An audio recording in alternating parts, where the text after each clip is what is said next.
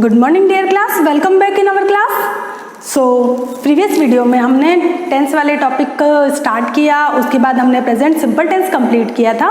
मैंने आपको उसकी एक्सरसाइज भी सॉल्व करवाई। आई होप आपको अच्छे से प्रेजेंट सिंपल टेंस माइंड में क्लियर हो गया होगा।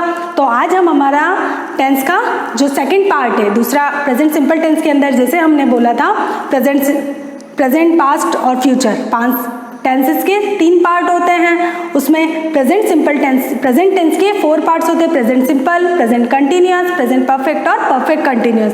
तो हमने प्रेजेंट सिंपल टेंस को कंप्लीट कर लिया है। तो अब इसका जो सेकंड पार्ट है प्रेजेंट कंटिन्यूअस टेंस, तो आज हम प्रेजेंट कंटिन्यूअस टेंस स्टार्ट करते हैं। तो इसके रूल्स और जो फॉर्मूला है वो हम देखते हैं और इसके जो सेंटेंसेस हैं वो भी हम सीखेंगे।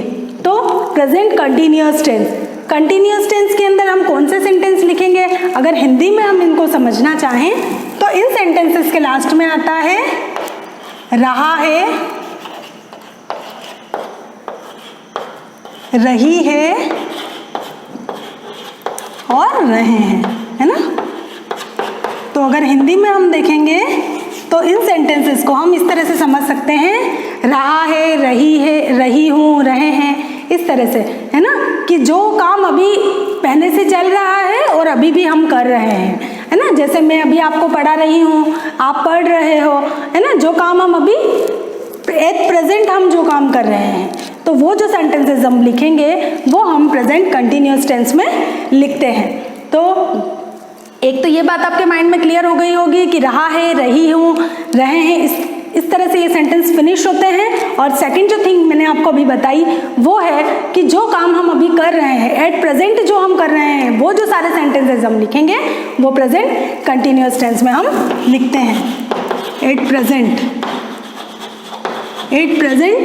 एक्शन, एट प्रेजेंट में जो हम एक्शन कर रहे हैं वो हम प्रेजेंट सिंपल टेंस में लिखते हैं। तो आपको ये दोनों चीज़ें ध्यान में रखनी है। अब इसका फॉर्मूला क्या होता है? इन सेंटेंसेस को बनाने के लिए हमको क्या करना होता है? देखिए, इसका फॉर्मूला होगा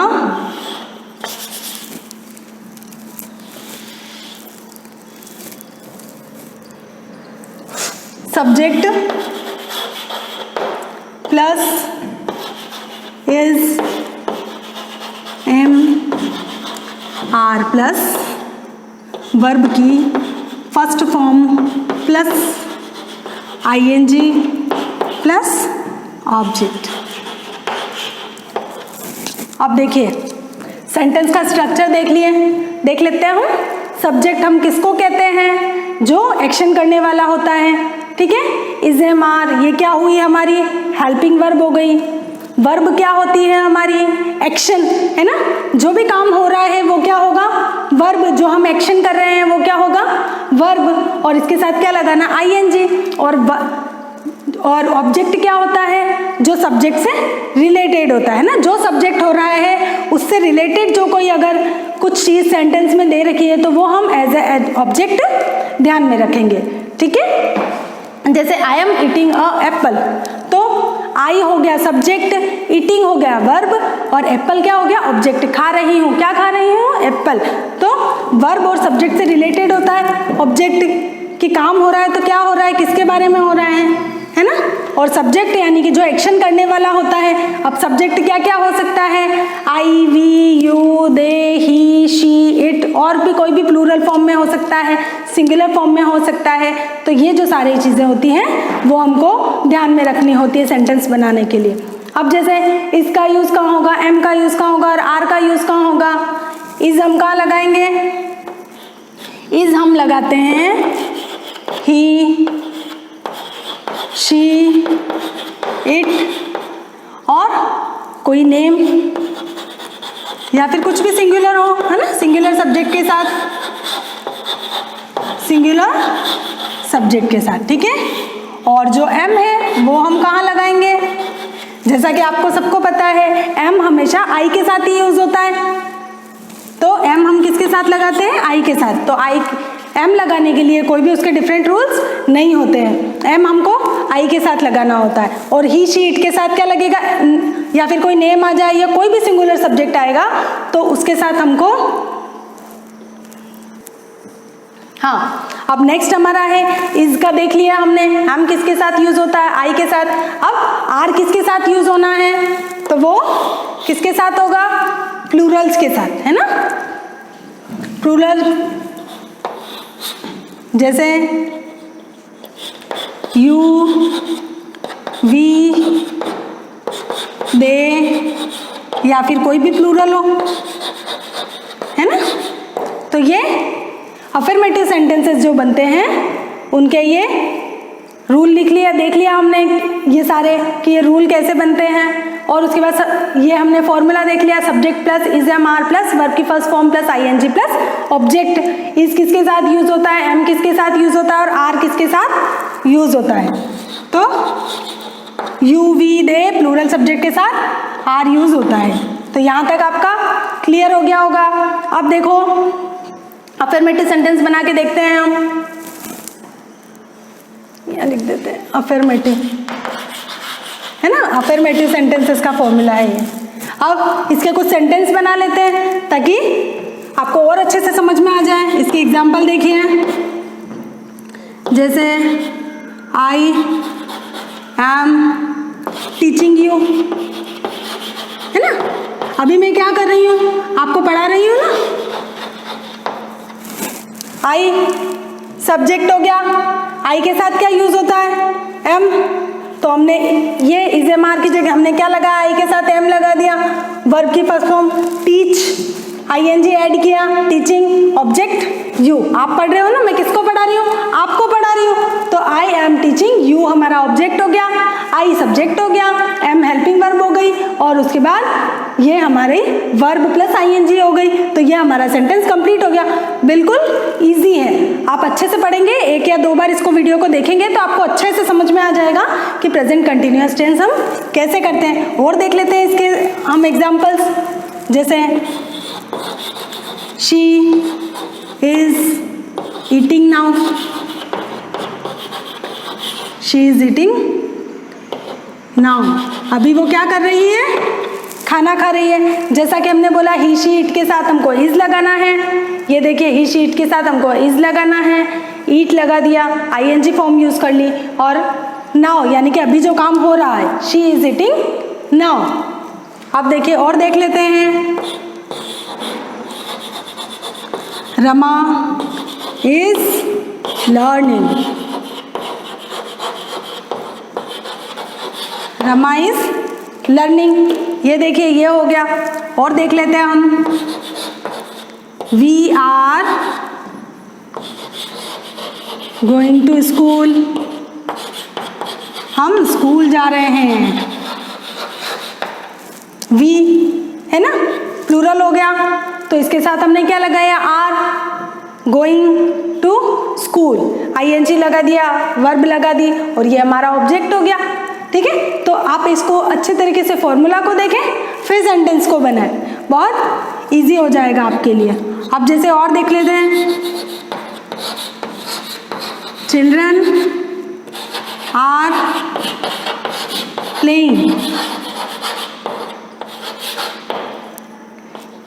अब ये देख लीजिए सेंटेंस, चिल्ड्रन प्लूरल फॉर्म में हो गया, हमने आर यूज किया, फिर सब्जेक्ट और उसके साथ हमने आईएनजी फॉर्म लगाई वर्ब के साथ, सॉरी सब्जेक्ट नहीं, वर्ब के साथ हमने आईएनजी फॉर्म लगाई, तो ये हमारा सेंटेंस कंप्लीट हो गया। एक बार आप अच्छे से देख लें, स्क्रीनशॉट लेना चाहें तो ले सकते हैं।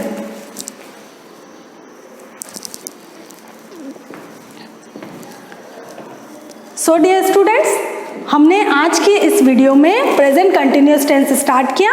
मैं एक बार और रिवाइज कर देती हूँ आपके लिए कि हिंदी में इनको समझने के लिए ये ध्यान में रखें कि रहा है, रही हूँ, रहे हैं, मतलब कि जो काम हम अभी एट द प्रेजेंट जो हम काम कर रहे हैं वो वाले सेंटेंस हम शो करने के लिए प्रेजेंट कंटिन्यूअस टेंस का यूज करते हैं। तो हम इसके अफर्मेटिव जो सेंटेंसेस है वो कैसे बनाएंगे, सब्जेक्ट लगाएंगे, उसके साथ इज एम आर लगाएंगे, प्लस वर्ब की फर्स्ट फॉर्म लगाएंगे, आईएनजी प्लस ऑब्जेक्ट लगाएंगे। इज हम किसके साथ लगाते हैं, सिंगुलर सब्जेक्ट के साथ। एम हम किसके साथ लगाते हैं, ओनली आई के साथ। और आर हम किसके साथ लगाते हैं, प्लूरल सब्जेक्ट के साथ, यू, वी, दे, और कोई भी प्लूरल सब्जेक्ट हो। जैसे यहाँ पर हमने एग्जांपल देखा ना, चिल्ड्रन प्लूरल हुआ तो इसके साथ हमने आर लगाया। अब सेंटेंस देख लो, जैसे I am teaching you, she is eating now, Rama is learning, we are going to school, children are playing. तो यहाँ पर हमारा ये present simple tense, present continuous tense के अफर्मेटिव सेंटेंस होते हैं वो फिनिश होता है। नेक्स्ट वीडियो में हम इसके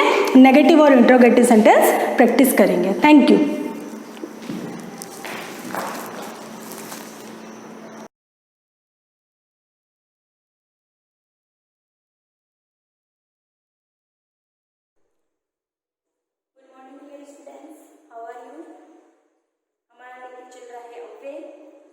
तीन हो गए।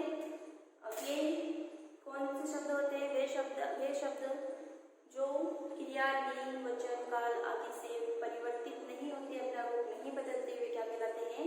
अव्यय। हमने इसके 4 पार्ट पहले पढ़ चुके हैं। पहला पढ़ा था हमने क्रिया विशेषण, दूसरा पढ़ा था संबंध बोधक। एक बार मैं लिख लेती हूँ ताकि आपको अच्छी तरीके से याद किया जाए।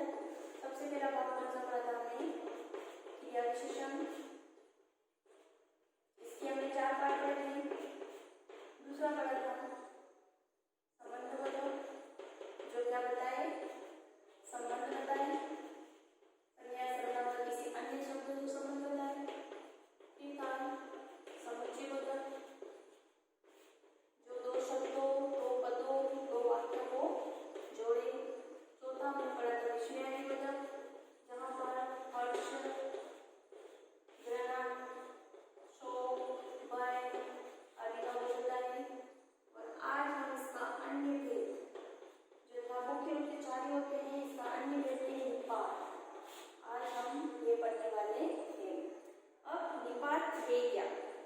मैंने आपको स्टार्टिंग में भी बताया था कि किसी भी बात पर बल देने के लिए या सामने वाले का ध्यान उस शब्द के ऊपर डालने के लिए जिन शब्दों पर जोर दिया जाता है, बल दिया जाता है, वे शब्द क्या कहलाते हैं? निपात कहलाते हैं। जल्दी से अपनी नोट निकालो और इसकी परिभाषा लिख लो। क्या लिखोगे? जब किसी अव्यय शब्द को, जब किसी अव्यय शब्द को वाक्य में, जब किसी अव्यय शब्द को वाक्य में किसी पद के बाद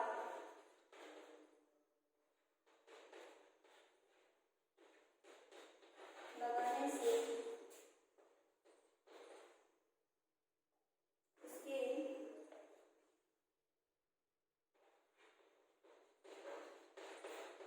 अर्थ में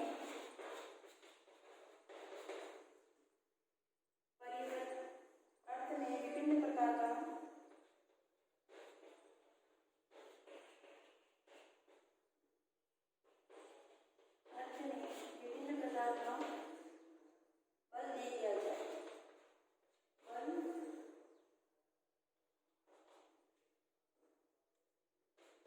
दे दिया जाता है तो वे निपात कहलाते हैं। तो वे निपात कहलाते हैं।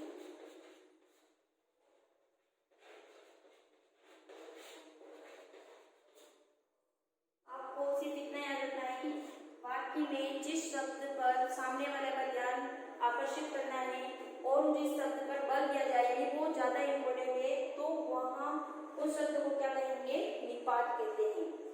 या परिभाषा में आपको ये चीज अच्छी तरीके से याद रखनी है, बल देना। क्या करना है? बल देना। समझ में आ गया? आप अपनी नोटबुक में इसे नोट कर लो या फिर स्क्रीनशॉट ले लो।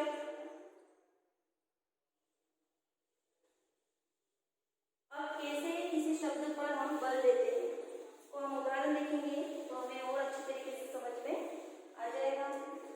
जैसे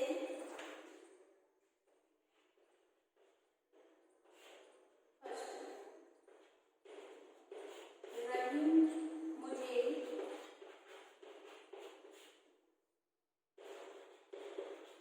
जानता है। अब इस वाक्य में अगर मैं लिखूं कि रहीम मुझे जानता है तो ये नॉर्मल वाक्य हो जाएगा। इससे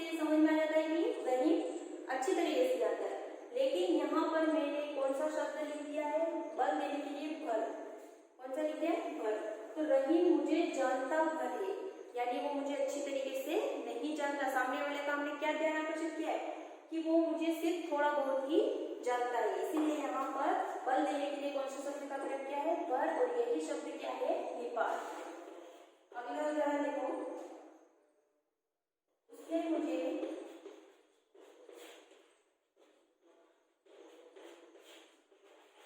शादी का निमंत्रण तक नहीं दिया।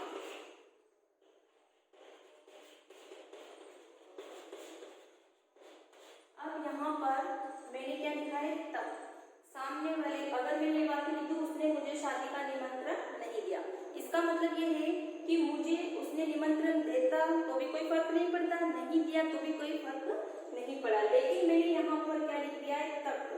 इस निपात का प्रयोग किया है मैंने तक, यानी उस सामने वाले को ये समझाना चाह रही हूँ कि उसने मुझे शादी का निमंत्रण तक नहीं दिया, यानी वो मेरा अच्छा दोस्त है, फिर भी उसने मुझे शादी में बुलाया तक नहीं है। इसीलिए यहाँ पर उसका ध्यान आकर्षित करने के लिए, उस पर बल देने के लिए मैंने कौन से शब्द का प्रयोग किया है, तक का प्रयोग किया। अगला देखो, दादाजी भी हमारे साथ जाएंगे। अब यहाँ देखो, दादाजी हमारे साथ जाएंगे, तो नॉर्मल बात है, सब चलेगा। लेकिन यहाँ क्या लिखा है, भी। तो सामने वाले को मैं बता रही हूँ या मैं बता रहा हूँ कि दादाजी भी जाएंगे। अब ये मत सोचना कि वो नहीं जाएंगे, वो भी जाएंगे। यहाँ पर इस शब्द पर बल देने के लिए भी अपने शब्द का प्रयोग किया गया। अगला उदाहरण देखो, आधुनिक शिक्षा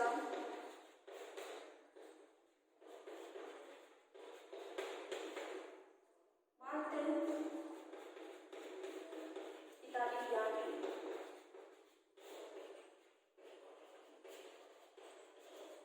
अब यहाँ पर आधुनिक शिक्षा किताबी ज्ञान है, मात्र लगाया है। क्या लगाया है, मात्र। तो आधुनिक शिक्षा मात्र किताबी ज्ञान है, तो यहाँ आधुनिक शिक्षा जो है उस पर बल देने के लिए यानी मात्र लगाया है, यानी जो आज आधुनिक शिक्षा का जो ढर्रा चल रहा है वो क्या हो गया है, किताबी। अगर बच्चों को किताब के अलावा कुछ पढ़ा दिया जाए तो उन्हें कुछ समझ में नहीं आता, संस्कार पढ़ा दिया जाए पूछते हैं। अगर उन्हें कह दिया जाए कि आपको बड़ों से अच्छी तरीके से बात करनी है, किसी के सामने नहीं बोलना है, पढ़ाई करनी है, ये करना है, तो बच्चे कहते ये तो किताब में है ही नहीं, मैम आप जो टॉपिक है उससे अलग कहाँ जा रहे हो। तो आजकल की जो शिक्षा है वो कौन सी हो गई है, मात्र किताबी, यानी यहाँ पर शिक्षा पर बल देने के लिए कौन सी बताया गया है, मात्र। इसीलिए शिक्षा को क्या बनाना है, हमें व्यवहारिक भी बनाना है। अगर हम कहीं जाएंगे तो वहाँ हमें हमारी मार्कशीट नहीं पूछेगा, ये नहीं पूछेगा कि आपके कितने मार्क्स आए हैं। वहाँ हम जो व्यवहार कर रहे हैं दूसरों के साथ, किस तरीके से हम समाज में उठ रहे हैं, बैठ रहे हैं, हम किस तरीके से अच्छी तरीके से बात कर रहे हैं, उसी से पता चलता है कि बच्चा संस्कारी है या नहीं।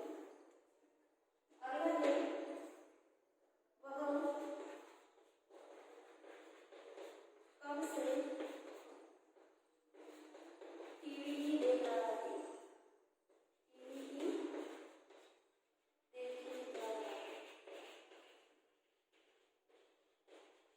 अब इस वाक्य में देखो, वह कब से टीवी ही देखे जा रहा है, यानी उसे बहुत टाइम हो गया है, टीवी ही देख रहा है, कुछ और तो उसे सुन नहीं रहा है। आसपास हमारे परिवार के या हमारे फैमिली मेंबर कौन बैठा है उसे यही नहीं पता, ना वो पढ़ रहा है ना कुछ और काम कर रहा है, बल्कि क्या कर रहा है, सिर्फ टीवी ही देख रहा है। तो इन वाक्यों में जो मैंने अंडरलाइन लगाई है, तब, भी, मात्र, ही, भर, ये शब्द क्या है, निपात कहलाते हैं। यानी वाक्य में जिन शब्दों पर क्या कहा जाए, बल दिया जाए, और बल देने के लिए जिन अवयवों का प्रयोग किया जाता है वे शब्द निपात कहलाते हैं। आई होप आपको पूरा चैप्टर आगे हमारा लास्ट था और ये आपको पूरा अच्छी तरीके से समझ में आ गया होगा। एक बार रिवाइज कर देती हूँ। अब ये क्या है, ये शब्द जो लिंग, वचन, काल आदि से परिवर्तित नहीं होते हैं वे क्या कहलाते हैं, अव्यय कहलाते हैं। 4 प्रकार के होते हैं, क्रिया विशेषण, संबंध बोधक, समुच्चय बोधक, विस्मय आदि बोधक, और अन्य प्रकार कौन सा है, निपात। क्रिया विशेषण में क्रिया की विशेषता बताई जाती है। ये 4 प्रकार के होते हैं। संबंधबोधक में संज्ञा सर्वनाम का आदि से संबंध बताया जाता है। समुच्चय बोधक में क्या होता है कि दो शब्दों, दो वाक्यों को आपस में जोड़ा जाता है।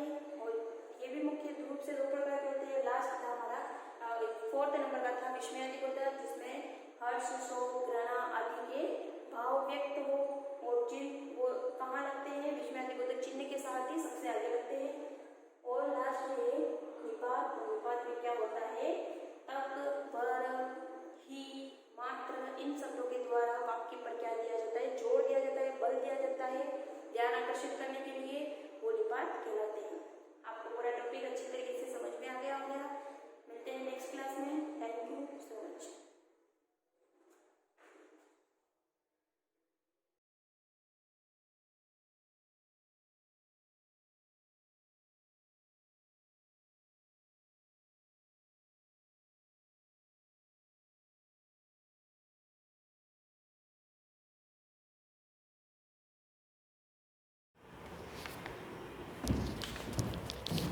Hello student, good morning, welcome in class. Last class में मैंने आपको फ्रैक्शन के बारे में कुछ डिस्क्राइब किया था कि फ्रैक्शन क्या होता है, उसमें न्यूमरेटर डिनोमिनेटर के बारे में बताया था और किस टाइप से फ्रैक्शन फॉर्म करते हैं, वो चीज़ मैंने आपको उसमें क्लियर कर दी थी। ठीक है, अब नेक्स्ट है आपके, मैंने 3rd क्वेश्चन 2nd क्वेश्चन तक तो हो गए थे हमारे। Represent each of the following fraction on the number line, मतलब फ्रैक्शन को किस टाइप से नंबर लाइन पर शो करते हैं, तो ये चीज़ आपको बता रही हूँ। ठीक है, आज तो देखना, जैसे मैं कोई भी नंबर लाइन पे अगर हमें फ्रैक्शन को रिप्रेजेंट करना है, ठीक है, ये सब पॉजिटिव में ही होगी, इसमें कोई नेगेटिव नहीं आएगा।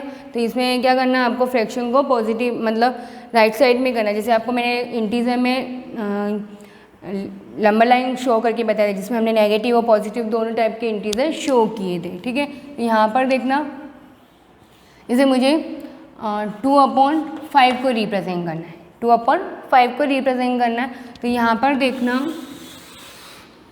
2/5 को रिप्रेजेंट करना है। एक नंबर, आपको नंबर लाइन क्या करना है, पेंसिल से ड्रॉ करनी है, पेंसिल से, वो भी स्केल से लाइन ड्रॉ करनी, हाथ से नहीं, स्केल से लाइन ड्रॉ के सिस्टमेटिक लिखना है। ठीक है, ये जितने भी पॉइंट हैं वो सब पेंसिल से ड्रॉ करना है। अब इसमें देखना, जैसे 2/5 है, ठीक है, 2/5 है, तो यहाँ पर आपको क्या करना है, डिनोमीटर कितना दे रखा है 5, इसका मीन इक्वली, इसका मीन्स पार्ट कितने हुए, 5 पार्ट हुए, मतलब 5 पार्ट हुए और जिसमें से 2 ही फिनिश हुए। मैंने बताया था कि जैसे मैंने केक का आपको एग्जांपल दिया था, उसमें जैसे 4 पार्ट में डिवाइड किया हुआ, 3 स्टूडेंट को ही हुआ या 4 स्टूडेंट को मैंने दे दिया था। तो इस टाइप से यहाँ पर भी जैसे पार्ट कितने हुए, 5 हुए, पर 2 मतलब ये क्या है, 2 मतलब 2 किसी को दिए होंगे, बाकी के रह गए। तो यहाँ पर आपको पार्ट कितने करने हैं, इक्वली 5 पार्ट करने हैं। यहाँ पर जैसे फ्रैक्शन है तो वो इक्वली में ही आएगा, तो यहाँ पर आपको इक्वली पार्ट में फर्स्ट हमारे यहाँ पर 0 हो जाता है। ठीक है, स्टार्टिंग 0, ठीक है, यहाँ पर कोई नेगेटिव यूज़ नहीं करना है, यहाँ पर 0 हो गया। अब यहाँ पर हम क्या करेंगे, 1, अब जैसे यहाँ पर 0 के बाद कितना आता है, 1 आता है। अब ये 2/5 है, अब 2/5 है, तो ये क्या करना है, 1 से पहले आएगा, बिकॉज क्या 0 और 1 के बीच में आएगा ये, क्योंकि 2/5 क्या 1 से छोटा, क्योंकि ये तो पार्ट हुआ ना, ये पूरा होल नंबर 1 नहीं हुआ, 1 तो इससे ग्रेटर होगा, तो ये पूरा पार्ट हो गया। तो 2/5 कैसे हम सॉल्यूशन करेंगे कि यहाँ पर डिनोमीटर में पहले देखना है कि कितना है, 5 है, तो यहाँ पर हम क्या करेंगे, इक्वली 5 लाइन इक्वली डिवाइड करेंगे, जैसे 1 2 3, यहाँ से 0 का तो ये हो गया 1 2 3 4, और जैसे 5 तो 5 के लिए थोड़ा एक बड़ी लाइन कर देना। ठीक है, पहले छोटी छोटी कर दिया हमने, इक्वली लेना। ठीक है, ये डिस्टेंस आप इक्वली मेंशन करना, 1 2 3 4 5, डिनोमीटर में कितने उतने आपको यहाँ पर लाइनिंग करनी है, 1 2 3 4, और एक लास्ट में क्या आ जाएगी, बड़ी आ जाएगी। अब जैसे यहाँ पर 1 यहाँ पर किया, तो यहाँ पर आपको क्या लिखना है, 1 लिखना है। ठीक है, अब 1 कैसे आया ये चीज़ भी आपको बता दूंगी। अब यहाँ पर देखो, जैसे 2/5 है, इसका मतलब स्टार्टिंग कहाँ से होगा, अब यहाँ पर स्टार्ट, जैसे ये फर्स्ट वाली लाइन है, तो ये स्टार्टिंग कहाँ से होगी, 1/5, सेकेंड वाली लाइन कैसे हो जाएगी, 2/5, फिर थर्ड वाली लाइन क्या हो जाएगी, 3/5, फिर 4 वाली कौन सी हो जाएगी, 4/5, और जैसे ये वाली लाइन, ये भी तो मैंने ये किया था, तो ये क्या हो गया, 5/5। ठीक है, और 5/5 जैसे हो जाता है तो ये पूरा क्या हो जाता है, होल 1, जैसे मैंने आपको केक में भी बताया था कि 4/4 जैसे हो गया तो वो 1 हो गया। तो यहाँ पर भी जैसे 4 जैसे 5/5 आएगा तो ये चीज़ क्या हो जाएगी आपके 1, इसलिए मैंने यहाँ पर क्या लिख दिया 1।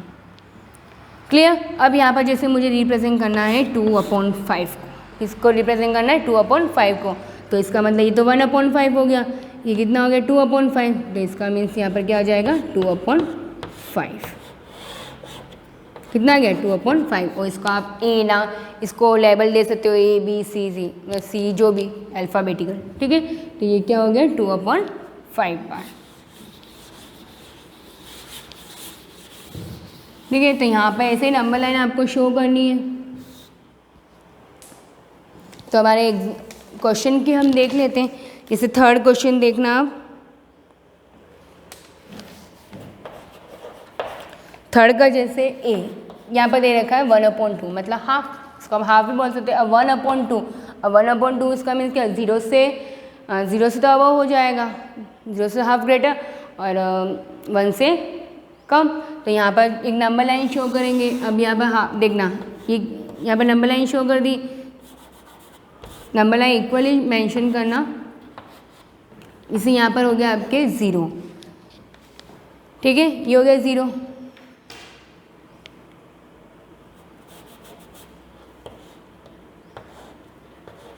ये 0, ठीक है। अब आप क्या करोगे, कितने मैंने आपको क्या बताया था 2, डिनोमिनेटर देखना है, 2 डिवाइडेड है, 2 पार्ट में डिवाइड करते इक्वली 2 पार्ट में डिवाइड कर दो 1 और 2। लाइन थोड़ी बड़ी कर देना, इसके इक्वल में बड़ी, जैसे बड़े ये 0 का बड़ा, तो ये 2, जैसे सेकेंड वाली लाइन आएगी वो 2 बड़ा कर देंगे, और ये बीच वाली इक्वली पार्ट में डिवाइड करना, ठीक है, बराबर मेंशन करना। अब यहाँ पर 2 है, अब इसका मीन्स यहाँ पर क्या हो जाएगा, अब स्टार्टिंग कहाँ से हो, यहाँ पर हम क्या लिख देंगे 1 लिख देंगे, क्या लिख देंगे 1 लिख देंगे। अब यहाँ पर देखो स्टार्टिंग 1/2, और जैसे ही 2/2 आएगा तो 2/2 कितना हो जाएगा 1, तो यहाँ पर जैसे 2/2 करूँगी तो 1 आ जाएगा, ठीक है। और हमें रिप्रेजेंट करना 1/2, तो 1/2 यहाँ पर रिप्रेजेंट हो जाएगा। तो ये इसका आंसर, यहाँ पर आप कैपिटल A B कुछ भी U P ऐसे कोई भी आप नेम दे सकते हो। ऐसा में और क्वेश्चन देखो, जैसे आपको सी वाला बता दूँ, ठीक है, C 5/7 को कैसे रिप्रेजेंट करना है, देखो नंबर लाइन ड्रॉ कर दी, यहाँ आ गया 0, यहाँ क्या आ गया 0। अब यहाँ पर कितने डिनोमिनेटर में 7 पार्ट, तो 1 2 3 4 5 6, ठीक है, और 7 कितना थोड़ा बड़ा हो जाएगा, ठीक है। अब यहाँ पर देखो क्या मेंशन होगा, यहाँ पर 5/7 हमें रिप्रेजेंट करना है, तो पहले हमें देखना है स्टार्टिंग कहाँ से होगा, 1/7 2/7 3/7 4/7 5/7 6/7, और जैसे 7/7 हुआ तो ये कितना हो गया 1 हो गया, कितना हो गया 1 हो गया। तो 1/7 2/7 3/7 4/7 5/7 6/7 और 7/7 कितना हो गया 1, तो यहाँ पर मैं क्या लिखूँगी 1 लिख दूँगी, ठीक है।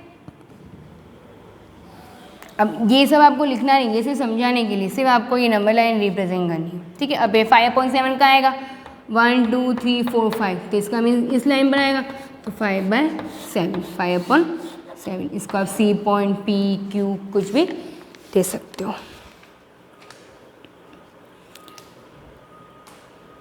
क्लियर, तो ये बाकी की जो भी है नंबर लाइन ये आप रिप्रेजेंट करना। अब क्वेश्चन नंबर 4 देखो,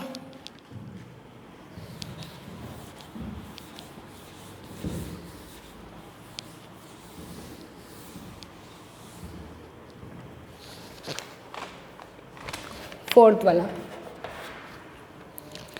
right a fraction with denominator 3 which is less than 1, मतलब इसमें ये बताना है कि आपको डिनोमिनेटर, आपको फ्रैक्शन लिखनी है विद डिनोमिनेटर 3, मतलब इसका डिनोमिनेटर कितना होना चाहिए 3 होना चाहिए, विच इज़ लेस देन 1, मतलब लेस देन 1 से कम होनी चाहिए। जैसे आपने फ्रैक्शन, जैसे आपने नंबर लाइन पे फ्रैक्शन को रिप्रेजेंट किया, तो वैसे ही इसमें बताना है कि जिसका डिनोमिनेटर 3 होना चाहिए और जो लेस देन 1 होनी चाहिए, मतलब 1 से कम आनी चाहिए, ऐसी फ्रैक्शन बतानी है।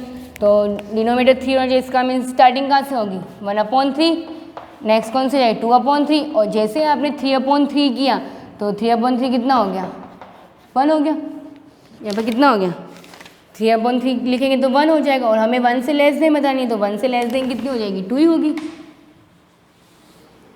तो दोनों, इसका आंसर क्या हो गया 1/3 और 2/3। अब ये right 4 fraction etch with denominator 5 and less than 1। अब इसमें देखो, इसमें आपको 4 फ्रैक्शन बतानी है और वो भी डिनोमिनेटर 5 होना चाहिए और लेस देन 1। यही सेम एज इट इज। जैसे 5 में आंसर क्या आएगा 1/5, 2/5, 3/5, 4/5 और 5/5। और 5/5 जैसे हो गया तो 1 हो जाता है। क्या हो गया 1। तो इसके पहले की 4 फ्रैक्शन क्या हो गई, ये वाली हो गई। तो इसका आंसर क्या हो गया 1/5, 2/5, 3/5 और 4/5। जो डिनोमिनेटर देगा उसको डिनोमिनेटर लेना है बस। ठीक है, ये हो गया आपके। अब क्वेश्चन नंबर 6 देखना।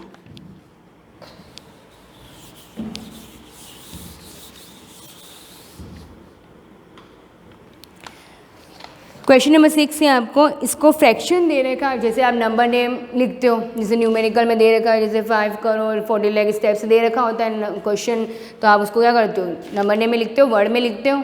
और नंबर नेम वर्ड में दे रखा हो तो उसको फिगर में लिखते ही हो। तो वैसे ही फ्रैक्शन को भी हम क्या कर सकते हैं, वर्ड में लिख सकते हैं। तो किस टाइप से लिखना है देखना। जैसे आपके क्वेश्चन का ही देख लो, 6th का ए वाला क्वेश्चन। वैसे तो इसका 2/5 हम बोलते हैं, पर इसको जैसे एक लिखने का जो तरीका होता है उसको आप कैसे लिख सकते हो 2/5। वैसे हम बोलते हैं ना 3/4, 1/4, तो हम कैसे बोल रहे हो उसको 1/4, 3/4। जैसे 1/4 भी बोल सकते हो आप, 1/4 भी बोल सकते हो, ऐसा कुछ नहीं। पर यहाँ पर जैसे एक हमें लिखना हो वर्ड में तो उसको एक सिस्टमेटिक लिखना हो तो उसको हम कैसे बोलेंगे 2/5। अब यहाँ पर जैसे हमने 3/4 बोला, ठीक है, तो यहाँ पर मतलब TH लगाना है, तो यहाँ पर क्या हो जाएगा 2/5। क्या हो जाएगा 2/5। तो जैसे न्यूमरेटर का हम क्या लिखेंगे 2। अब यहाँ पॉइंट में करके नीचे नहीं लिखना है, यहाँ पर लाइन करके नीचे नहीं लिखना, यहाँ पर क्या करेंगे 2, फिर यहाँ पर ऐसे डैश करना है और यहाँ पर क्या लिखोगे 5th। क्या लिखोगे 2/5। अब जैसे यहाँ पर है 8/11। अब 8/11 को कैसे लिखोगे 8, यहाँ पर ऐड तो नहीं लगाना है, जैसे 2 यहाँ पर 8 है तो 8 को सिंपल ही लिखना है 8, और यहाँ पर 11 इसको TH करना है, तो यहाँ पर क्या हो जाएगा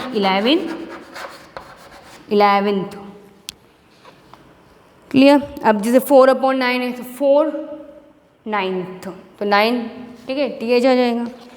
तो ये सब क्वेश्चन आपको इसमें होमवर्क में सब बुक में ही करना है, ठीक है। इसमें अब ओनली फॉर 4 क्वेश्चन जो है, नहीं 3rd क्वेश्चन है वो नंबर लाइन शो करने का है, वो वाला क्वेश्चन आप नोटबुक में करना, बाकी सब क्वेश्चन हम इसमें बुक में ही कर लेना, ठीक है।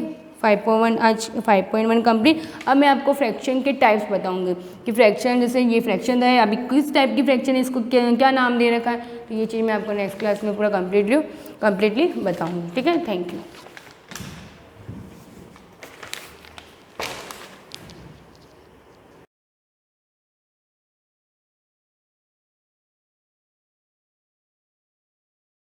मॉर्निंग स्टूडेंट्स, हम चैप्टर 3 पढ़ रहे थे, रोटेशन एंड रिवोल्यूशन।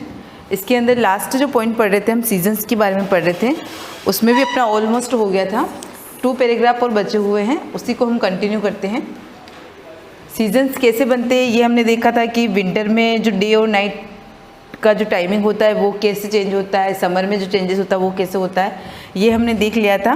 और लास्ट हमने जो पढ़ा था, सबसे इम्पोर्टेंट लाइन जो हमने पढ़ी थी, कह सकते हैं 21 जून के बारे में, जिस दिन पूरे कह सकते हैं कि जो जिस पोल के अंदर होगा वहाँ पर दिन और रात क्या होते, समान होते हैं, और सबसे बड़ा दिन 21 जून का माना जाता है। इसको मैंने आपको अंडरलाइन करने के लिए भी बोला था।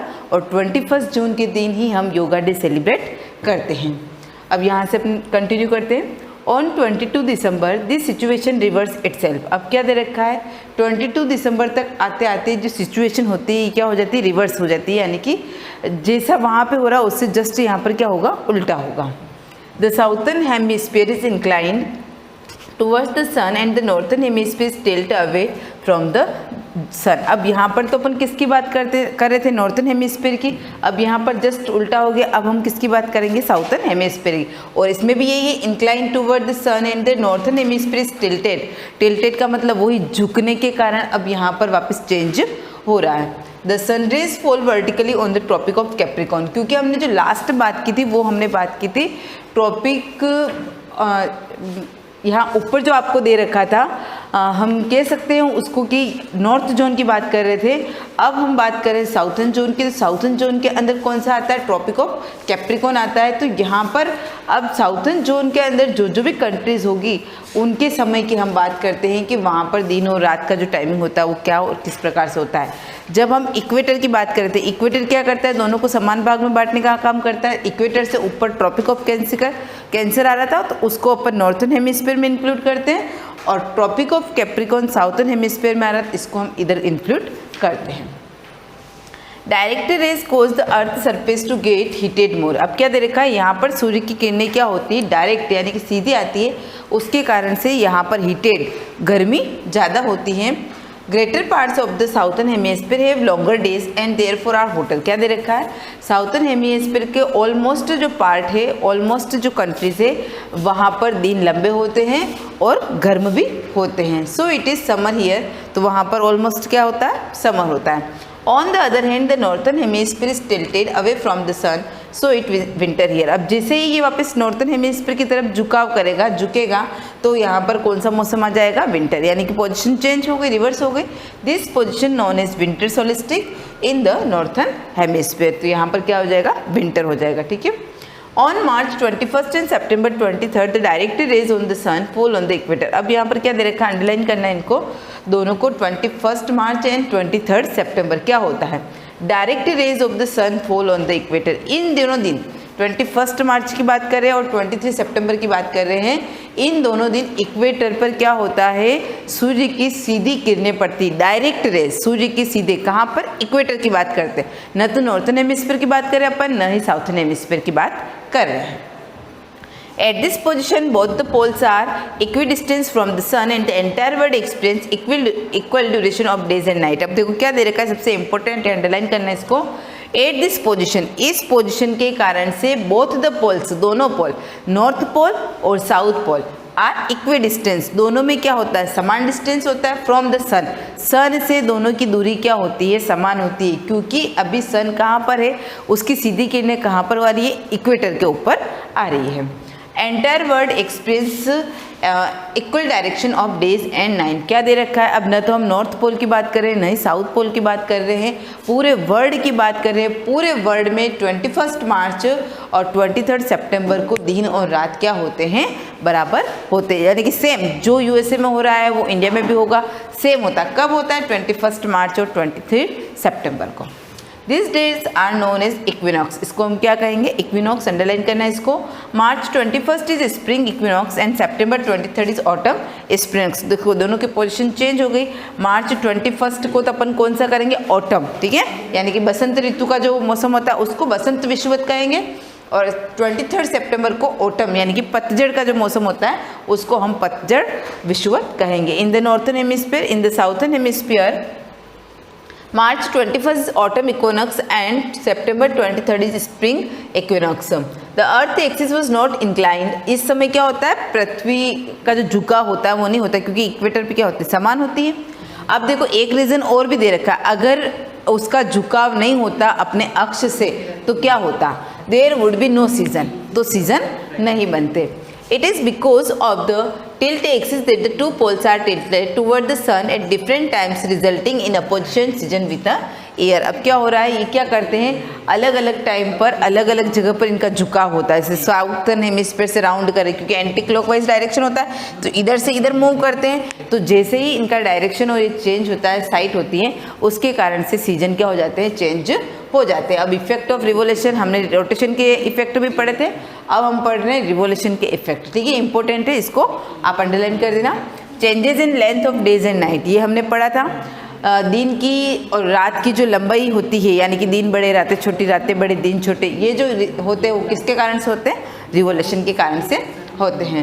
Changes in the heat and light distribution on the earth, ये भी यही हो जाएगा, ये डेज और नाइट का जो चेंजेस आ रहा है, समय का जो चेंजेस आएगा उसके अकॉर्डिंग अपने को हीट और लाइट भी उसी के अकॉर्डिंग मिलेगी, ठीक है। चेंजेस ऑफ सीजन, और सीजन भी जो चेंज होते हैं वो किसके कारण से होते हैं, रिवोल्यूशन के कारण से होते हैं, ठीक है। अब ये जो लेसन है अपना चैप्टर 3 पूरा फिनिश हो गया है, और इसके क्वेश्चन आंसर आप अपनी नोटबुक में मेंशन कर देना। अपना वर्क ज़्यादा मत बढ़ाना, साथ के साथ उसको मेंशन करते रहना, ताकि आपके ऊपर बर्डन नहीं हो। और क्वेश्चन आंसर बहुत इजी है, आपसे आसानी से हो जाएंगे। नेक्स्ट लेसन नेक्स्ट वीडियो में। Thank you.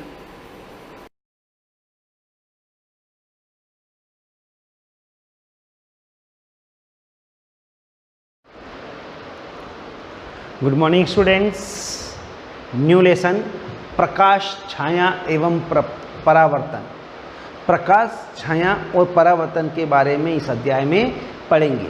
हम अपने चारों ओर अनेक प्रकार की रंग बिरंगी वस्तुएं देखते हैं। हम देखते हैं ना अलग अलग प्रकार की वस्तुएं, बहुत सारी वस्तु, रंगीन वस्तुएं। स्कूल जाते समय हम अनेक वस्तुएं जैसे कार, बस, साइकिल, वृक्ष, जंतु, यानी कि हर प्रकार की वस्तुएं हम अपनी आंखों से देख सकते। तो आपने कभी विचार से देखा कि इन वस्तुओं को कैसे देख सकते हैं? आपने कभी विचार किया कि ये वस्तु कैसे देख सकते हैं? रात्रि के समय जब पूर्ण अंधकार हो तब इन्हीं स्थानों के बारे में विचार कीजिए। आप क्या देखेंगे कि मान लीजिए रात्रि के समय आप पूर्ण अंधेरे कमरे में आ जाते हैं, क्या आप कमरे में रखी किसी वस्तु से कोई वस्तु देख सकते हैं? दिन के समय हम सारी वस्तुएं देख रहे हैं, रात के समय उसी स्थान पर देखो आप अंधेरे में कोई वस्तु आपको दिखाई देती है? नहीं। क्यों नहीं दिखाई देती है? क्योंकि वस्तु को देखने के लिए हमें प्रकाश की आवश्यकता होती है, ठीक है ना। लेकिन जब आप कोई टॉर्च अथवा मोमबत्ती जलाते हैं तो उस कमरे में रखी वस्तु को देख सकते हैं। अगर हम उस कमरे में, अंधेरे कमरे में टॉर्च या प्रकाश, कोई भी लाइट या कुछ भी हम अगर लगाते हैं तो हम उस कमरे में पड़ी वस्तु को आसानी से देख सकते। बिना प्रकाश के वस्तु को नहीं देख सकते। प्रकाश वस्तु को देखने के लिए हमारी सहायता करता है। प्रकाश जो होता है हमें वस्तु को देखने में सहायता करता है। प्रकाश नहीं होता तो हमें कोई भी वस्तु दिखाई नहीं देती। अच्छा, टॉर्च का बल्ब एक ऐसी वस्तु है जो स्वयं प्रकाश देता है। टॉर्च जब भी जलाते हैं तो वो खुद प्रकाश देता है। सूर्य आकाश में एक ऐसा पिंड है जो पृथ्वी को प्रकाशित करता है। सूर्य पूरी पृथ्वी पर प्रकाश डालता है, तो एक ऐसा पिंड है जो पृथ्वी को प्रकाशित करता है। दिन के समय हम इसी प्रकाश में वस्तु को देखते हैं। दिन के समय हम लाइटें नहीं जलाते। देख रहे हैं आप बाहर देखो तो हमें सूर्य के प्रकाश में सारी वस्तुएं दिखती है। जो वस्तुएं सूर्य की तरह स्वयं प्रकाश का उत्सर्जन करती है उन्हें दीप्त पिंड कहते हैं। दीप्त पिंड जो सूर्य की तरह स्वयं प्रकाश उत्सर्जित करता है उसको हम दीप्त पिंड कहते हैं। अब देखिए, कुर्सी, चित्र अथवा जूते जैसी वस्तुओं के बारे में आप क्या कहेंगे? इन्हें आप तभी तक देख सकते हैं जब तक प्रकाश एक दीप्त वस्तु जैसे टॉर्च, सूर्य, टॉर्च अथवा विद्युत का प्रकाश इन वस्तु पर पड़ता है, तब हमारी आंखों की ओर आ जाता है। जब यह प्रकाश वस्तु पर गिरकर हमारी आंखों तक आता है तो हम इन वस्तुओं को देख सकते हैं। तो दीप्त पिंडों के द्वारा यह दिखाई देता है। हमने पिछले अध्याय यानी कि एक 4th अध्याय के अंदर पारदर्शी, अपारदर्शी तथा पारभासी वस्तुओं के बारे में पढ़ा। पारदर्शी जिसके आर पार प्रकाश गुजर सकता है ना, आसानी से निकल जावे। अपारदर्शी जिसके आर पार प्रकाश नहीं गुजरता, ऐसी वस्तु जिनके आर पार प्रकाश नहीं गुजरता उसको हम अपारदर्शी वस्तु कहेंगे। पारभासी वस्तु जिसके आर पार प्रकाश कम, आसानी से नहीं गुजरता लेकिन कुछ कम नज़र आता है, तो इस प्रकार को हम क्या कहेंगे? पारभासी। तो हम वस्तुओं को पारदर्शी, अपारदर्शी और पारभासी के रूप में समूह में बांट सकते हैं। यदि हम किसी वस्तु के आर पार नहीं देख सकते तो वह अपारदर्शी वस्तु कहलाता है। अगर हमको कोई दीवार है उधर हमको नज़र नहीं आता है तो उसको हम क्या कहेंगे? अपारदर्शी वस्तु। यदि आप किसी वस्तु के आर पार देख सकते तो वह वस्तु प्रकाश को अपने अंदर से होकर जाने देता है, ऐसी वस्तु को पारदर्शी कहते हैं। अगर अपने अंदर से, जैसे कांच है तो कांच के अंदर आप देखो आसानी से प्रकाश इधर से उधर गुजर सकता है, तो ऐसी वस्तु को हम क्या कहेंगे? पारदर्शी। कुछ वस्तुओं से आर पार देख तो सकते हैं परंतु स्पष्ट नहीं देख सकते, ऐसी वस्तु को पारभासी कहेंगे। स्पष्ट रूप से नहीं दिखता है, धुंधला दिखता है तो उसको हम पारभासी कहते हैं। अब देखिए, इसके लिए हम एक क्रियाकलाप भी कर सकते हैं, एक प्रयोग कर सकते हैं।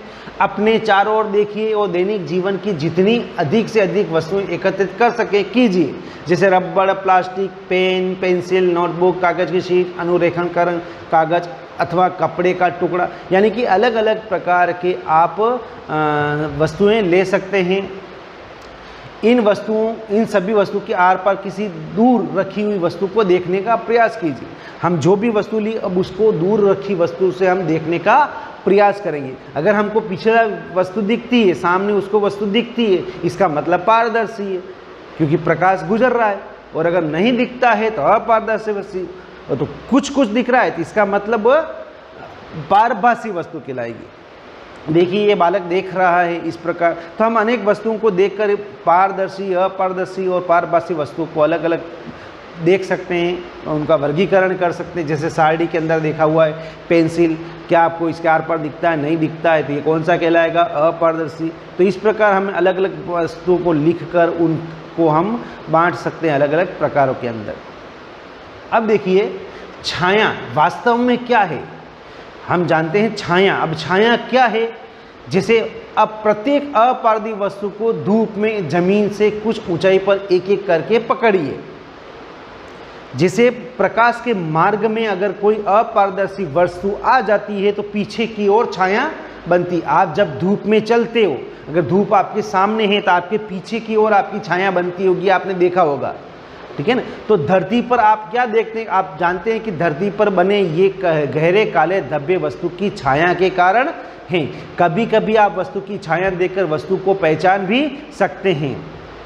अब देखिए मैंने कागज की एक शीट बिछाई और किसी सामान्य जानकर अपारदर्शी वस्तु को किसी ऊंचाई पर हाथ में इस प्रकार पकड़िए कि उसकी छाया जमीन पर बिछी कागज की शीट पर पड़े। जब आप वस्तु को पकड़े हुए हो तो उस समय अपने किसी मित्र से छाया के बाहरी रेखा को खींचने के लिए कहिए। इस प्रकार वस्तु की छाया को बाहरी रेखाएं खींचिए। अब जैसे कोई वस्तु आप पकड़िए धूप में, नीचे जमीन की ओर उसकी छाया पड़ने दीजिए, ठीक है। अब कोई भी वस्तु हम धूप में या प्रकाश के मार्ग में पकड़ेंगे तो नीचे या पीछे की ओर, ठीक है ना, वहाँ छाया बनेगी। अपने मित्र से कहिए कि उसकी रेखा चारों तरफ खींच ले, फिर आप उस आकृति की पहचान कर सकते हैं कि यह आकृति किस वस्तु की है। अब जैसे यहाँ पे कागज की शीट है, ठीक है, अब उसने कागज पकड़ रखा तो उसको छाया भी कागज के आकार की ही बनी। तो इस प्रकार हम पहचान सकते हैं अलग अलग वस्तुओं को छाया के द्वारा भी। अब अपने कुछ अन्य मित्रों से छाया की बाहरी रेखा देखकर वस्तु को पहचानने के लिए कहिए। वे कितनी वस्तु की सही पहचान कर सकते हैं। क्या आप अपनी छाया किसी अंधेरे कमरे में अथवा रात्रि में जब कोई प्रकाश नहीं होता तो देख सकते हैं। अब देखिए प्रकाश में तो हम देख रहे हैं हमारे पीछे या हमारे जब भी आसपास या जब भी हम देखते हैं तो छाया बनती है। क्या अंधेरे में छाया बनती है? तो नहीं, अंधेरे में कोई प्रकाश नहीं होता है तो वहाँ कोई छाया नहीं देखती। जब कमरे में प्रकाश के स्रोत के अतिरिक्त अन्य कुछ नहीं होता तो ऐसा प्रतीत होता है छाया देखने के लिए हमें कोई प्रकाश स्रोत या प्रकाश के पक्ष में कोई अपारदर्शी वस्तु आती है तो इसकी छाया बनती है। यानी कि कहने का मतलब है प्रकाश के मार्ग में अगर कोई अपारदर्शी वस्तु आती है तो छाया बनती है और अंधेरे में हम छाया नहीं देख सकते हैं। तो आज आप एक बार इन मेन पॉइंट को पढ़कर याद कर लेना।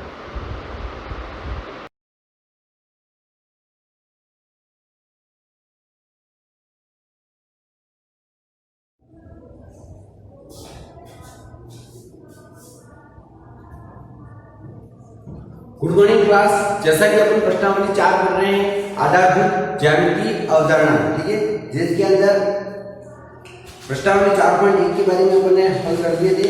इसी प्रकार मैंने कल आपको जानकारी बताई थी बहुभुज के विकर्ण, शीर्ष, उसके बाद आसन भुजाएं, आसन शीर्ष, इन सब के बारे में जानकारी बताई थी। आज उसी कड़ी में अपन आगे बढ़ते हैं। प्रश्नावली 4.2 के अंदर देखो सवाल नंबर पहला क्या कह रहा है, नीचे दी हुई वक्रों को खुली या बंद वक्रों के रूप में वर्गीकृत कीजिए।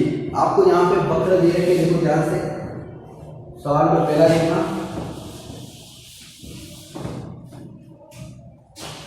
जिसके अंदर आपको पहला जेड दिख रहा है, पहली आकृति, दूसरी आकृति इस तरह से घूमती हुई कुछ अटपटी आकृति नजर आ रही है, देखो इस तरह से, ठीक है, ये हो गया बी, ये हो गया ए, ठीक है, इस तरह से कुछ आकृति नजर आ रही है, ये हो गया सी। उसी प्रकार चौथा आपको दिख रहा है डी, नजर आ रहा है, और ई दिख रहा है आपको ऐसा चतुर्भुज नजर आ रहा है, ठीक है, ध्यान से देखना।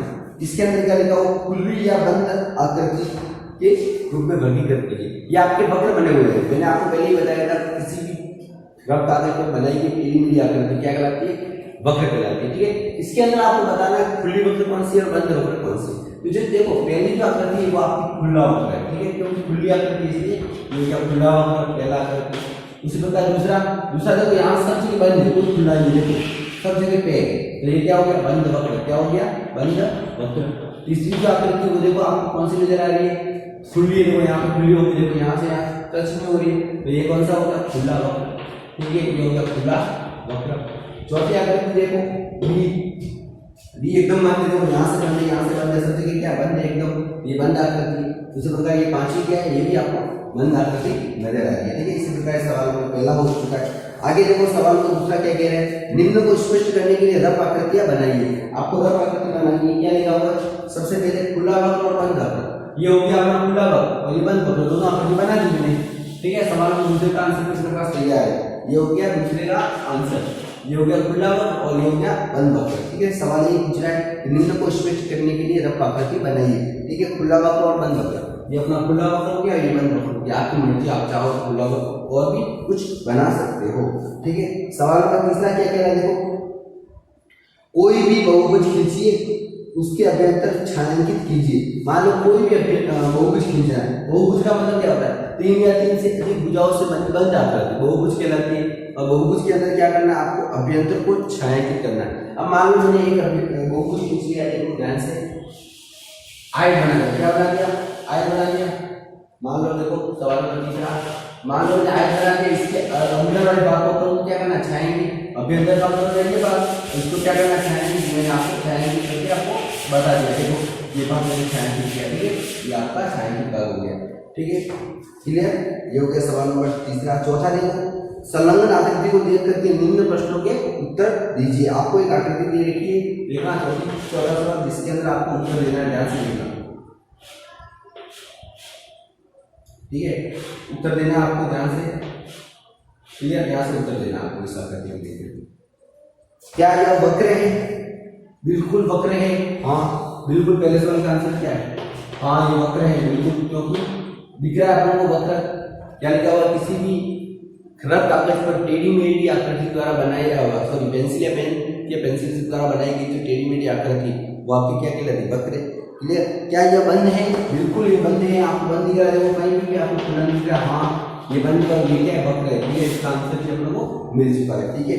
इसी प्रकार देखो सवाल नंबर 5, रफ आकृति बनाकर यदि संभव हो तो निम्न को स्पष्ट कीजिए। सवाल नंबर पहला देखो इसका, एक बंद वक्र जो बहुभुज नहीं हो, एक आपको बंद वक्र बनाना है जो बहुभुज नहीं हो। बहुभुज क्या कहते हैं, जिसके अंदर रेखाखंड होते हैं, 3 या 3 से अधिक रेखाओं से बनी बंद आकृति, देखो रेखाखंड चाहिए इसके अंदर, और इसके अंदर क्या मुझे एक बंद वक्र बनाना है जो बहुभुज नहीं हो। अब देखो बंद वक्र बनाना है, ये मान लो बंद वक्र, ठीक है, ये आपका बहुभुज नहीं है। अगर ये बंद वक्र बनाता हूँ, ये आपका बहुभुज है, क्योंकि इसके अंदर ये रेखा और ये रेखा और ये रेखा है, रेखाखंड है, क्योंकि 3 या 3 से अधिक रेखाओं से बनी बंद आकृति बहुभुज कहलाती है। ये बहुभुज भी है और वक्र भी है, परंतु आपको सवाल में क्या पूछा है कि आपको बंद वक्र बनाना है और बहुभुज नहीं होना चाहिए। ये आपका बंद वक्र भी है और बहुभुज भी नहीं है, इसका आंसर ये आपका पहला आंसर दिया है, ठीक है, ये आपका राइट है, ठीक है। इसका दूसरा देखो, दूसरा सवाल क्या कह रहा है, बी वाला, केवल रेखाखंडों से बनी खाली वक्र, केवल रेखाखंड से, मान लो ये रेखाखंड, एक रेखाखंड ये, एक रेखाखंड ये रेखाखंड, 3 बन हो गई, रेखाखंड से बनी खाली वक्र, ठीक है, बंद वक्र भी खाली वक्र। तीसरा क्या कह रहा है, 2 भुजाओं वाला एक बहुभुज। तीसरा क्या कह रहा है, 2 भुजाओं वाला बहुभुज। पहली बात है 2 भुजाओं वाला बहुभुज आपको होता ही नहीं, क्योंकि 3 या 3 से अधिक भुजाओं से बनी बंद आकृति क्या कहलाती है, बहुभुज। अब मैं मान लो ये भुजा और ये भुजा, 2 भुजा ले ली, इससे कोई बंद वक्र बन रहा है नहीं बन रहा है, और कोई बहुभुज बन रहा है नहीं बन रहा है, ठीक है, ये इससे कोई आकृति नहीं बनेगी, ठीक है, नहीं लिखना है आपको, ठीक है। इसी प्रकार ये प्रश्नावली 4.2 आपके यहीं पे खत्म होती है। आगे देखते हैं, कोण के बारे में बात करते हैं। कोण क्या चीज होती है, कोण के अंदर क्या क्या होता है देख लीजिए ध्यान से, मैं बता देता हूं आपको, ठीक है। कोण के बारे में देख लेते हैं अपन।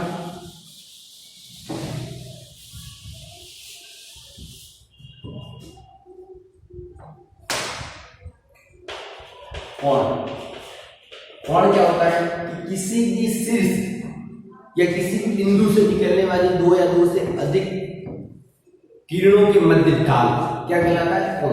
देखो किसी शीर्ष, ये मान लो आपका शीर्ष है, ठीक है, ये आपका ए, ठीक है, ए शीर्ष है, ए शीर्ष से ये रेखा लीजिए, किरण लीजिए, मान लो ये किरण निकली, मान लो ये किरण निकली, ठीक है। इसके बीच में जो डाल होता है, डाल ये आपका क्या कहलाता है, कोण कहलाता है। क्या कहलाता है, कोण। क्लियर। समझ लेना वापस कि किसी शीर्ष से निकलने वाली दो या दो से अधिक रेखा, दो भी हो सकती है, तीन भी हो सकती है, चार भी हो सकती है, ठीक है। कोण के अंदर जरूरी नहीं है कि किसी शीर्ष से निकलने वाली दो भुजाओं के मध्य डाल, हालांकि दो भुजाओं के मध्य भी डाल होता है, तो दो या दो से अधिक भी भुजा हो सकती है, ठीक है। ध्यान रखना, किसी शीर्ष से निकलने वाली दो या दो से अधिक भुजाओं के मध्य जो डाल होता है वो आपका क्या कहलाता है, कोण कहलाता है। क्या कहलाता है, कोण, ठीक है। और कोण को कैसे बताना, ये ए है, मान लो ये बी है और ये सी है, तो इस कोण को कैसे बताओगे आप। इस कोण को बताने के लिए मुझे बताना पड़ेगा आपको कोण बी ए सी, क्योंकि ए जो है वो बीच में आएगा और ये कोण का सिंबल है, कोण का चिन्ह है। कोण को अपन लिखेंगे कोण बी ए सी, ये कोण आ गया, ठीक है। मान लो ये बताना कोण, ये कोण बताना, ये तो कौन सा, सी ए डी, ठीक है। ध्यान रखना, कोण सी ए डी, ये ए जहां आ रहा है इस कोण के लिए कोण, ठीक है। सी ए डी ये कोण, क्लियर। ये कोण मैंने आपको बता दिया, ठीक है। ये हो गया कोण के बारे में, ठीक है। अब कोण के अंदर क्या क्या है, देखो इधर इसके अंदर शीर्ष भी है, कोण भुजा भी होती है, क्लियर। नेक्स्ट देखो कोण के आगे अपन देखते हैं, ठीक है। आगे देखिए प्रश्नावली 4.3 के बारे में अपन थोड़ा बहुत देख लेते हैं। 4.3 क्या कह रहा है, नीचे दी गई आकृति में कोणों के नाम लिखिए। आपको एक आकृति दे रखी है 4.3 के अंदर, उसके अंदर आपको कोण बताना है, ठीक है। 4.3 के अंदर देखो,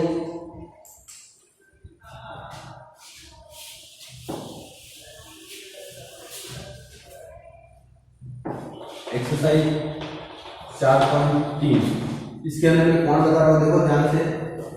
सवाल तो पहला देखो, नीचे दी गई आकृति में कोणों के नाम लिखिए। इस तरह से आपको आकृति नजर आ रही है, देखो ध्यान से। आगे ठीक है, ये आकृति नजर आ रही है, देखो यहाँ पे ए लिखा हुआ है, यहाँ पे बी लिखा हुआ है, यहाँ पे सी लिखा हुआ है, यहाँ पे डी लिखा हुआ है। मान लो ये कोण बताना, ये कोण बताना, ये कोण बताना, ये कोण बताना, सभी कोणों को बताना है मेरे को, ठीक है। मेन कोण के बारे में बता रहा हूँ, ध्यान से देखना। इस कोण को अगर शो करना है तो अपन क्या लिख सकते हैं, बी ए डी या डी ए बी, ठीक है। तो देखो मैं कोण लिख रहा हूँ, कोण डी ए बी, ठीक है। ए बीच में आ गया, इसका मतलब ये कोण यहाँ बन रहा है, डी ए बी कोण आ गया। दूसरा कोण क्या बन रहा है, देखो अगर मेरे को बी बताना है तो D B A B C, ध्यान से देखना, ए बी सी, बी बीच में आ रहा है, ए बी सी, बी आ गया, यहाँ कोण बन रहा है बी।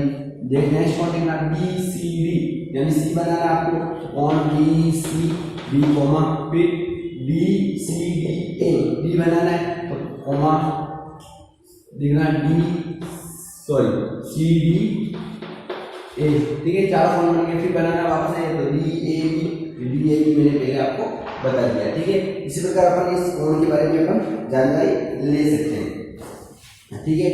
इसके आगे देखना, नेक्स्ट जो दूसरा सवाल है वो अपन नेक्स्ट क्लास में देखेंगे, और इसके आगे जो अपन त्रिभुज है इसके बारे में अपन नेक्स्ट क्लास में देखेंगे क्या है क्या नहीं, ठीक है। आज जो पढ़ा है वो आपको पूरा कंप्लीट करना है और इसके बारे में अपन नेक्स्ट क्लास में देखेंगे, ठीक है। और जो बाकी सवाल है वो आपको पढ़ने हैं। Thank you.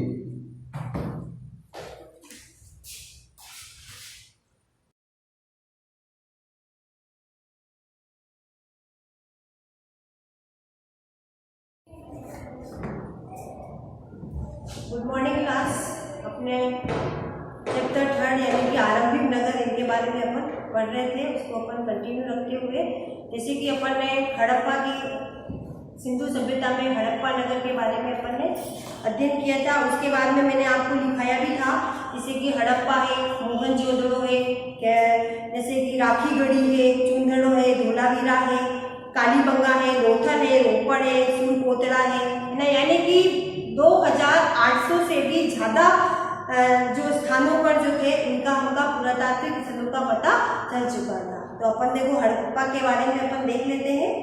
अक्सर पुरानी इमारत अपनी कहानी बताता है। लगभग 150 साल पहले जब पंजाब में पहली बार रेलवे लाइन बिछाई जा रही थी, मैंने आपको बताया था कि हड़प्पा के अंदर सबसे पहले जो मिला था वो पुरानी पक्की ईंटों के जो खंडहर हमको मिले थे, और उन खंडहरों की ईंटें इतनी मजबूत थी, इतनी पक्की थी कि जब ये देखो पंजाब में पहली बार यानी कि रेलवे लाइन बिछाई जा रही थी तो उन ईंटों को उस रेलवे लाइन के अंदर में उपयोग किया गया था। इस काम में जुटी इंजीनियरों को अचानक हड़प्पा पुरास्थल मिला जो आधुनिक पाकिस्तान में है। उन्होंने सोचा कि ये ऐसा खंडहर है जहाँ से क्या है कि हमको अच्छी ईंटें मिल सकती है और वो ईंटें जो है वो अपनी रेलवे लाइन के बिछाने के काम में आ सकती है। यह सोचकर वे हड़प्पा के खंडहरों से हजारों ईंटें उखाड़ लाए जिससे उन्होंने रेलवे लाइन बिछाई। इससे कई इमारतें पूरी तरह से यानी कि पुरानी जो इमारतें थी वो नष्ट हो गई थी। उसके बाद लगभग 80 साल पहले पुरातत्वविदों ने इस स्थल को ढूंढा और तब पता चला कि खंडहर उपमहाद्वीप के सबसे पुराने शहरों में से एक है।